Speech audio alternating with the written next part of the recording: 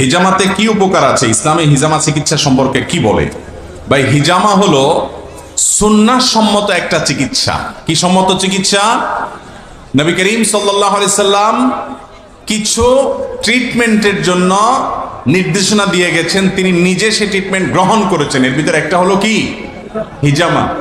আজকাল সেটা cupping therapy এবং হিজামা বিভিন্নভাবে আলহামদুলিল্লাহ করা হয়ে থাকে। শরীরের মধ্যে বিষাক্ত বিভিন্ন রক্ত, দূষিত বিভিন্ন রক্ত, এগুলো বিভিন্ন উপায়ে বের করে আনা হয়। এর মাধ্যমে আল্লাহ রাব্বুল আলামিন অনেক রোগ থেকে মানুষকে মুক্তি নসিব করেন। কিছু কিছু রোগ আছে যে রোগগুলো থেকে মুক্তির কোনো পথ খুঁজে পাওয়া যায় না। বিশেষ করে অনেকে ব্ল্যাক ম্যাজিকের শিকার হয়, জাদুর শিকার হয়, অনেকে প্রচন্ড ব্যথার রোগে আক্রান্ত থাকেন এবং দেখা যায় কোনো ট্রিটমেন্ট করে তেমন কিছু হয় না। হিজামার মাধ্যমে এর উপকার হয় এবং এটা অভিজ্ঞতা দ্বারায় প্রমাণিত একটা আমল।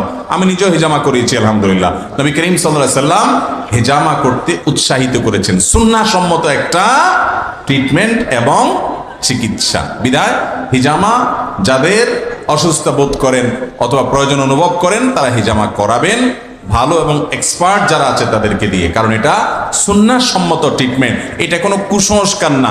আমরা অনেকে মনে করি কুসংস্কার বোধ হয় না। হাদিস দ্বারা প্রমাণিত একটি আমল বা একটা ট্রিটমেন্ট হলো কি? হিজামা থেরাপি।